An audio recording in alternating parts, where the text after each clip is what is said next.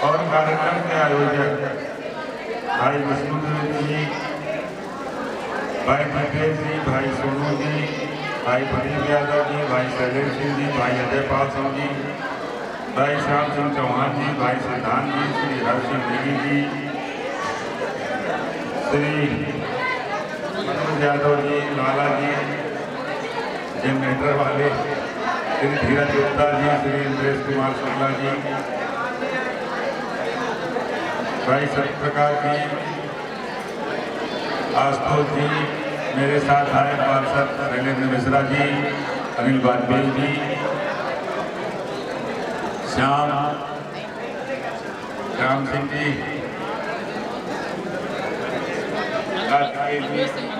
आशीष मिश्रा जी, अन्वेष जी, योगेश तिवारी जी, अन्वेष जी, बगल में हमारे खड़े और डूब जाते थे, इन्हीं का नाम रह जाता, बबलू भाई, शैलेंद्र जी, और यहाँ उपस्थित मेरे बड़े परिवार के सभी आदरणीय बुजुर्ग, मेरी माताएं, मेरी बहनें, मेरे नौजवान साथी, मेरे छोटे बच्चे और मेरी बेटियां, रंजीत जी, अब इधर आइए।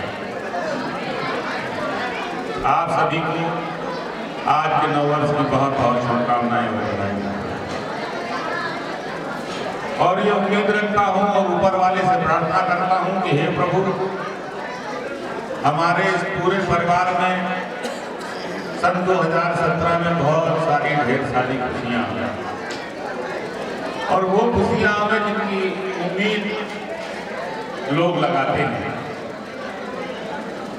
हम ये भी प्रार्थना करते हैं प्रभु से कि हमारे सभी नौजवान जो पढ़े लिखे हैं, जिनके हाथों में डिग्री है, रोजगार की तलाश है, 2017 में उन्हें रोजगार मिले, ताकि वो अपने परिवार का सहारा बने और समाज और देश की सेवा करें। प्रभु से मेरी प्रार्थना अपने सभी बड़ों के लिए है कि उनकी उम्र बड़ी हो और वो स्वस्थ रहें, ताकि हम सभी लोगों को उनका आशीर्वाद बहुत दिनों तक मिले और उनके दिखाए रास्ते पे चल के हम लोग अच्छे और नए काम कर सकें। प्रभु से मेरी प्रार्थना अपनी सभी बहनों के लिए है कि उनके बच्चे अच्छे रहें, उनके परिवार में सुख शांति और समृद्धि रहे, उनके परिवार में कभी कोई कमी नहीं आने पाए। और छोटे बच्चों और बेटियों के लिए मेरी प्रार्थना प्रभु से, आने वाले समय में यही बच्चे देश का भार उठाएंगे, इस देश का भाग इन्हीं के हाथों से लिखा जाना है। प्रभु इन बच्चों को बल दें, बुद्धि दें, विद्या दें, ज्ञान दें, यश दें, शील दें, शौर्य दें, और इस कलयुग में बेईमानी बहुत बढ़ गई, तो बेईमानी से डरने की ताकत भी नहीं, ईमानदारी है। ये नया साल आप सबकी जिंदगी में आपको हर उस मंजिल पे पहुंचावे जहां पर जाने की आप हसरत रखते हो, जहां पर जाने की आप तमन्ना रखते हो। हर माँ बाप का सपना होता है कि अपने बच्चों को पढ़ा लिखा करके बहुत बुलंदी पे देखें। हम उन माँ बाप के लिए भी ईश्वर से प्रार्थना करते हैं कि उनके बच्चे उन्हीं बुलंदियों पर पहुंचे। बहुत सारे विकास के बाद अभी हम देख रहे थे, हम पहले तो आपका आभार व्यक्त करते हैं कि आपने मुझे विधायक बनाने के काबिल समझा और मुझे विधायक बनाया। लेकिन मेरे लिए इस बात की कोई मायने नहीं कि हम विधायक हो गए या हमने बहुत सारा काम करा दिया, गलियां बन गई, सड़कें बन गई। हम इन चीजों की कीमत कम मानते हैं, बल्कि इस बात की कीमत ज्यादा है कि हमारे लिए आपके दिल में एक मोहब्बत है और प्यार है, और हमारा आपका जो रिश्ता है वो प्यार का रिश्ता है।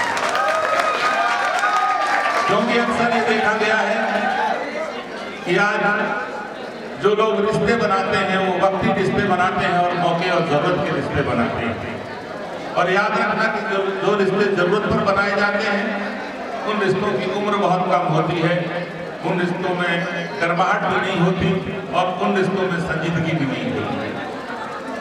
लेकिन ये सही है कि हम जितने चुनाव लड़े और चुनाव जीतने के बाद से आज तक मुझे कभी एहसास नहीं हुआ कि हम विधायक हैं। मुझे हमेशा ये लगा कि आप मेरे परिवार के सदस्य हैं, और जो परिवार के सदस्य को मोहब्बत आप देते हैं वो मोहब्बत आपने भी मुझको दी है।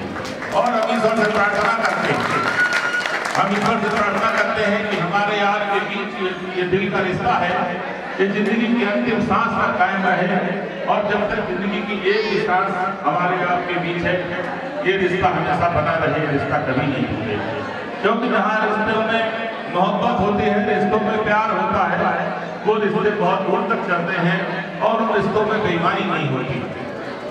वरना तो अभी राजनीति का समय आ गया है, अभी चुनाव का समय आ गया है, अभी तो बहुत से लोग आएंगे जो अपनी रिश्तेदारियां भी निकालेंगे, कोई झंडे के नाम पे रिश्तेदारी निकालेगा, कोई जात के नाम पे रिश्तेदारी निकालेगा, कोई पार्टी के नाम पे रिश्तेदारी निकालेगा।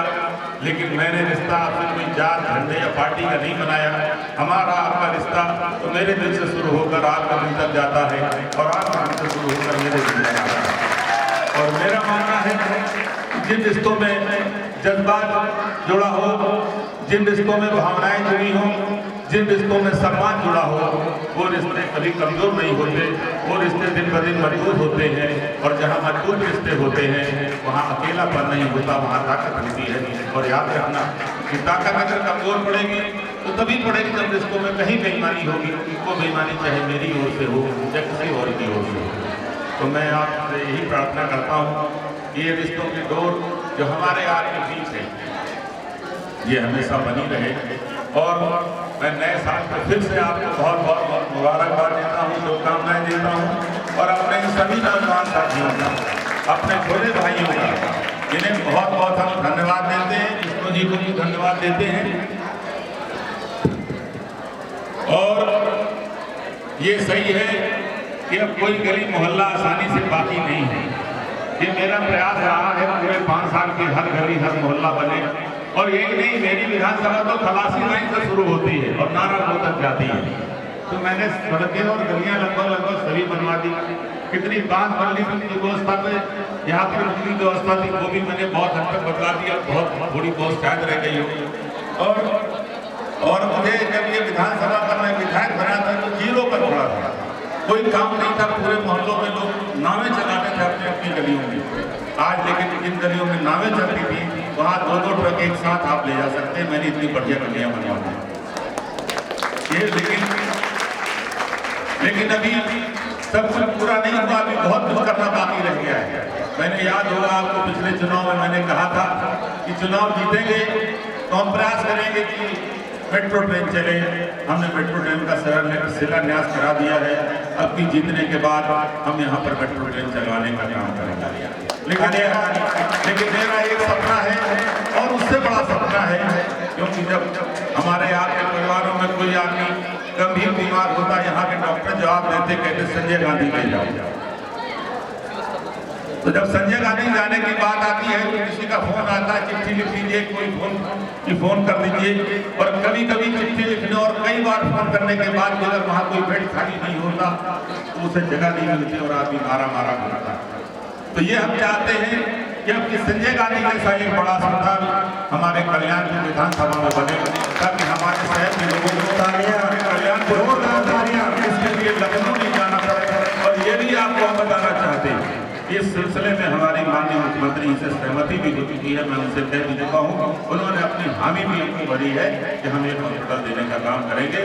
सुपर स्पेशलिटी हॉस्पिटल जो पूरे शहर में कहीं नहीं है, ऐसा हॉस्पिटल बनाने का काम करेंगे। यही नहीं, अभी सोच हमारी उनकी थोड़ी है।